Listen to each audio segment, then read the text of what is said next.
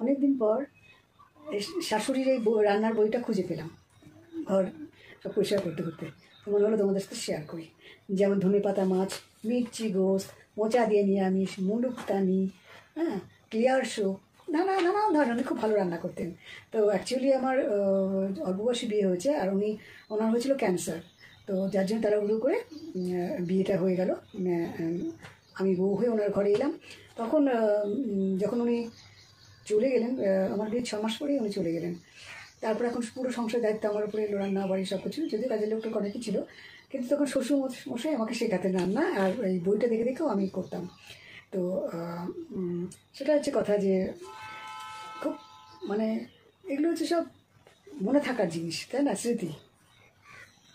আজকে আমিও শাশুড়ি হয়েছি, তাই না, কিন্তু আজকে আর লেখার দরকার নেই, আজকাল ইউটিউবে সব তো কিছু দিয়েই দেয় কিছু, কিন্তু তখনকার দিনে এটা খুব মিনিংফুল মানে রাখতো। হ্যাঁ, যে মার এই রান্নাটা দেখে করি, ওই রান্নাটা দেখে করি, এদের বাড়ি খাওয়াটা এদের মতন করি, এটা হচ্ছে কথা।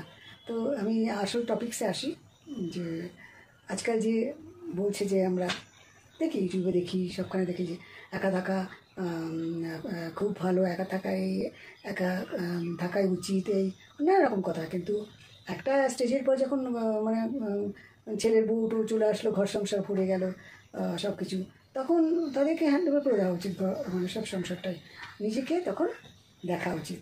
আর এটা মানে এটাই না যে মানে মুঠের মধ্যে রাখবো সংসারকে, সবাইকে নিয়ে সবাইকে, এটা হয় না। একটা স্টেজের পর ঘর সংসারটা ছাড়তেই হয়। তারপরে একা থাকা বলতে বেনিফিট আছে, সত্যি আছে, যে তুমি নিজেকে স্ট্রং রাখো। যেমন আমি তো একা থাকি, হ্যাঁ, আমার হাজব্যান্ড 3 বছর হলে চলে গেছেন।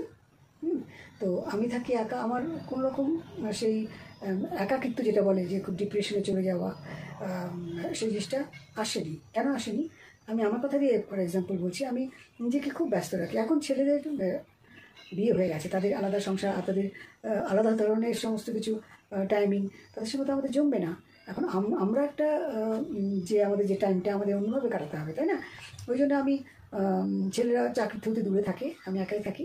তো আমি নিজের খুব হ্যাপি আছি, এই কারণে আমি একটা টাইম করে নিয়েছি, টাইম টেবিল, যে আমি এই করবো। সকালে মর্নিং ওয়াক, তারপরে আমি বাড়িতে আসবো, কিছু ব্রেকফাস্ট করে নিলাম, করে নিয়ে ঘরের সংসার যেটুকু কাজ আছে করে নিলাম, কাজের লোক চালালাম, তারপরে আমি চলে যাই টাইম মতো জিম থেকে এসে কিছু দেখলাম, হয়তো সিরিয়াল দেখলাম, এপিসোড দেখলাম। তারপরে আমি চিন্তা করি, আমি ইউটিউবও করি, আমি ডান্সও করি, গানও করি, যা মনে চাই। মানে তো এরকম মনে হয় ফ্রেন্ড যে আমি ছোটোবেলাতেই ফিরে গেছি। কেননা এইভাবেই তুমি নিজেকে নিজে রাখো না, নিজের মধ্যে বেঁচে থাকো, তা দেখবে লাইফটা খুব সুন্দর। আর তুমি যদি মনে করো যে আমি আরে কেউ তো নেই, আমাকে কে দেখবে, আমি একা একা খাবো কি, একদম ডিপ্রেশন খুব খারাপ জিনিস, ডিপ্রেশন চলে যাবে। তো সত্যি কথা, যাদের হাজব্যান্ড আছে তাদের পক্ষে কোনো একাটা কোনো কথাই আসে না, কারণ বরঞ্চ বেনিফিট, যে এতদিন আমি সংসার করেছিলাম, এখানে যাবো ইচ্ছে হয়নি, ওখানে করবো ইচ্ছে হয়নি, কখনো পয়সার জন্য হয়নি, বাচ্চাদের পিছনে খরচের জন্য, তো এখন তুমি সেটা হাজব্যান্ডের সঙ্গে করতে পারছো, নতুন লাইফ সুন্দর করে বাঁচতে পারছো। সত্যি কথা বলতে যে হাজব্যান্ড নেই, তাদের কষ্ট, খুবই কষ্ট, আমি জানি, আমাকে দিয়ে আমি বুঝতে পারি। কিন্তু তার সঙ্গে এটাও আছে, তোমাকে মানিয়ে নিতে হবে যে তোমাকে এখন এইভাবে চলতে হবে। তো একা থাকা, যদি তুমি জোর করে বলো যে কষ্টের, হ্যাঁ, তাহলে কষ্টের। তুমি যদি বলো না কষ্টের না, তুমি নিজেকে সেইভাবে তৈরি করে নিতে পারো, তাহলে একা থাকাটা কোনো কষ্টেরই না।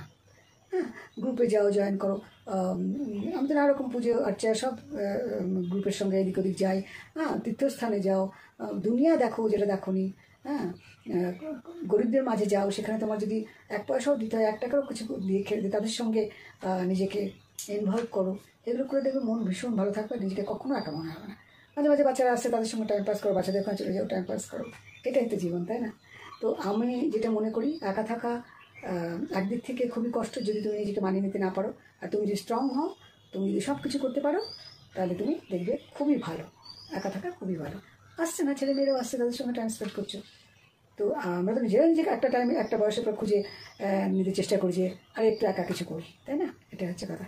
যদি ভালো লাগে আর আমার মতন তোমরা চলতে শেখো, দেখবে দুনিয়াটা খুব ভালো।